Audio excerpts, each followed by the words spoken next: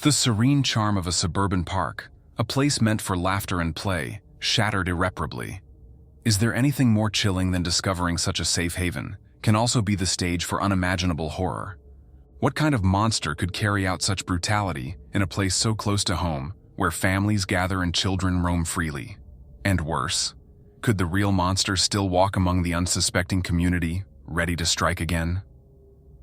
On Mother's Day 2005, what should have been a day of celebration turned into an unspeakable nightmare for the small town of Zion, Illinois. 8-year-old Laura Hobbs and her best friend, 9-year-old Krystal Tobias, left their homes for a short bicycle ride near Beulah City Park, a routine outing that tragically became their last.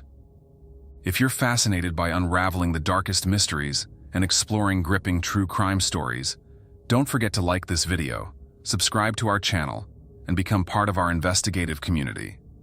Let's dive into the case. When the girls failed to return, Laura's father, Jerry Hobbs, and her grandfather, Arthur, began a frantic search through the sprawling park and surrounding areas. Through the cold night, hope flickered faintly until morning light unveiled a grim clue. Laura's abandoned bicycle, ominously propped against the rugged terrain of a ravine near a well-trodden path. Yet, the girls were still missing. The discovery of their lifeless bodies, just a few hundred meters away, brought the search to a devastating end. Both Laura and Krystal had been savagely stabbed multiple times. The brutality inflicted upon them suggested a prolonged and merciless attack, leaving even seasoned investigators shaken. As the small community of Zion reeled, questions arose. Who could commit such a monstrous act? Could the perpetrator be someone they knew? In the days following the murders, pressure mounted on law enforcement. The town demanded justice and answers, but the investigation took an unexpected and shocking turn. Jerry Hobbs, Laura's own father, became the primary suspect. Recently reunited with his family after a stint in prison, Jerry's demeanor during police questioning raised suspicions. His criminal history, a dark backdrop to his strained return home, seemed to align too neatly with the horrors of this crime. But could a father really be capable of such a heinous betrayal? As the police delved deeper into his past and analyzed the scene, the community grappled with an unbearable reality. The person responsible might not only live among them, but could be someone entrusted with the very children now gone. Yet this case was far from resolved, and the truth would unravel in ways no one could predict. The forensic evidence painted a grim picture of the final moments Laura and Krystal endured. Bloodied clothing and torn flesh told a story of unimaginable cruelty. The injuries, 31 stab wounds in total, were calculated to prolong suffering rather than deliver a quick end. Laura's body bore signs of a struggle, scratches and bruises that testified to her desperate attempts to fight back against an attacker devoid of mercy. Released just weeks prior to the crime, Jerry's criminal record made him an easy target for suspicion. Detectives interrogated him relentlessly, breaking down his version of events until a confession was recorded. But this was no straightforward admission. It unraveled a sequence of choices and emotions that led to a tragic crescendo.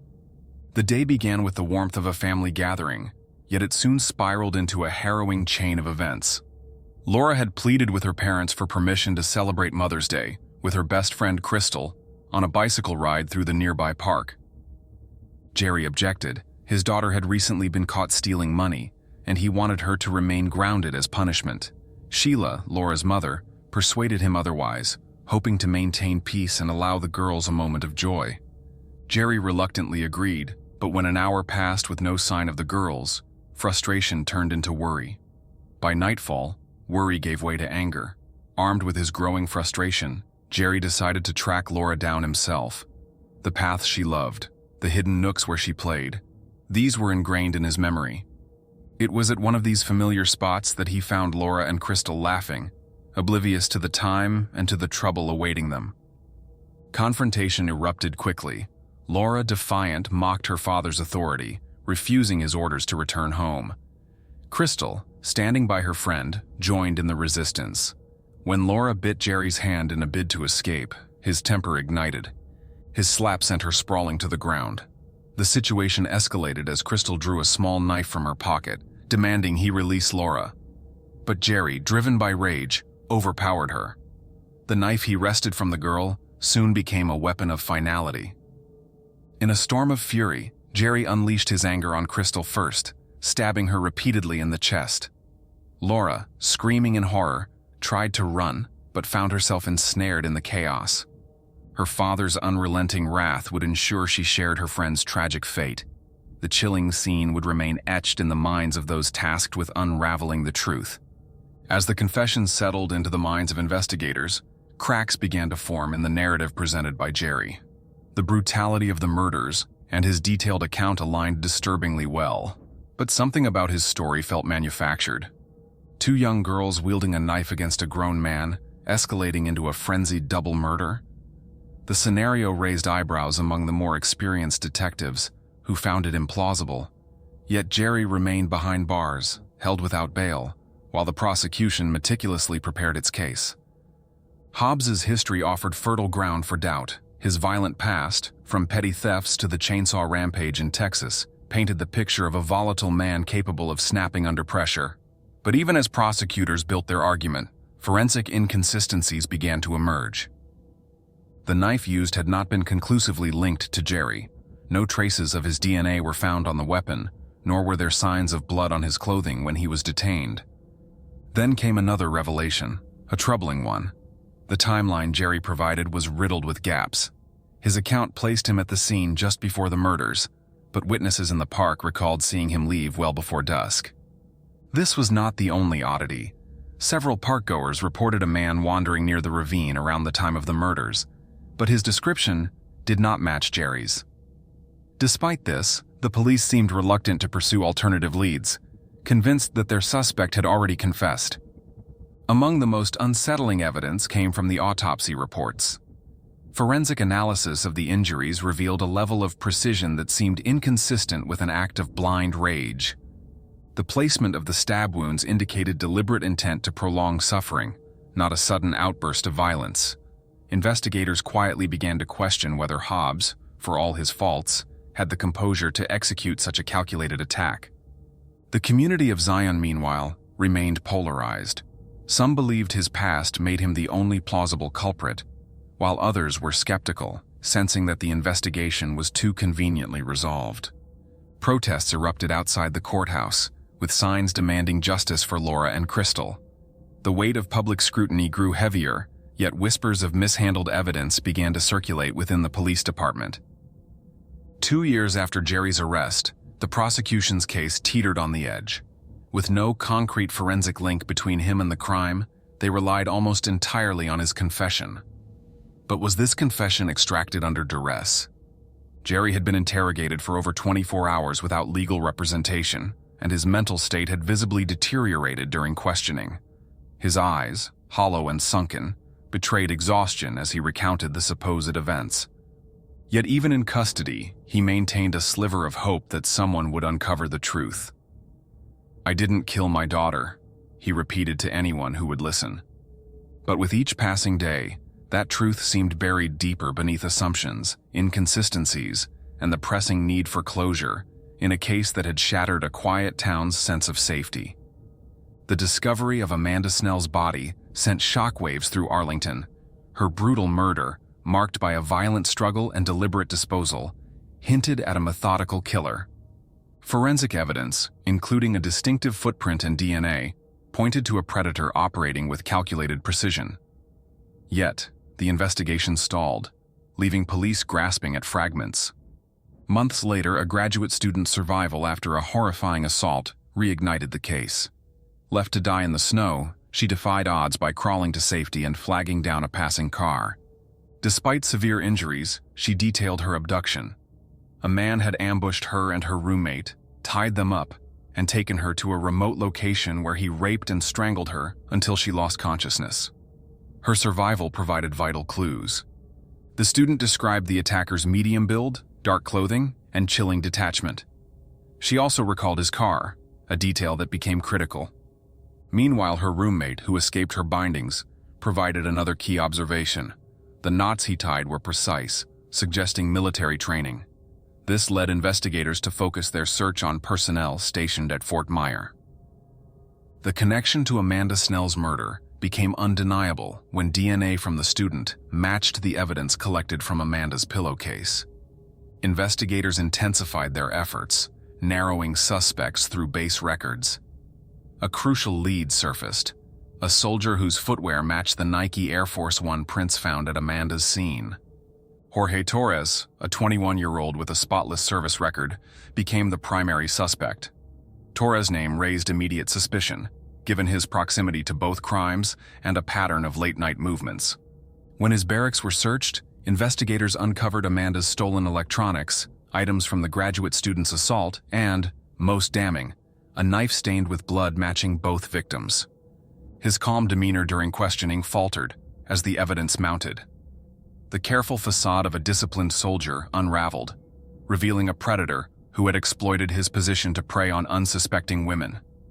Investigators pieced together his movements, connecting him to a trail of violence that spanned months. The chilling realization struck: he wasn't just a killer but a predator lurking in plain sight. With every detail falling into place, the path to justice for Amanda Snell and the surviving student became clearer. But the horrors left behind would not be forgotten. The arrest of Jorge Torres marked a pivotal turn in the investigation. His DNA, irrefutably linked to the murders of Laura Hobbs and Krystal Tobias, as well as the assault on the graduate student, forced law enforcement to confront the depth of their previous failures. Torres, who had lived freely for years, had slipped through the cracks of a system meant to protect the innocent. Now, he sat in custody, yet the trail of his crimes seemed far from fully uncovered. With him behind bars, police realized that mere DNA evidence might not be enough to convict him of the schoolgirl's murders. The years that had passed since 2005 had eroded memories and scattered potential witnesses. Investigators needed more than science. They needed a confession. To achieve this, they turned to an unconventional strategy: recruiting an informant from within Torres' prison. The chosen inmate, a former restaurant owner imprisoned for financial crimes, had no ties to violence, but possessed the charisma and subtlety needed for such a delicate operation. Equipped with discreet recording devices, he was tasked with befriending Torres and drawing out details of his past. In exchange, the informant hoped for a reduced sentence, a chance at redemption for his cooperation. For days, the informant cultivated a relationship with him, presenting himself as a confidant. Over shared meals and late-night conversations in their cell block, he probed Torres about his life, slowly steering the dialogue toward the murders. Torres, initially guarded, began to open up, revealing glimpses of his twisted psyche. What investigators didn't anticipate, however, was the sheer brazenness of Torres' admissions. On one occasion, he described the night of Laura and Krystal's murders in chilling detail, claiming he had watched them struggle and felt a perverse sense of power.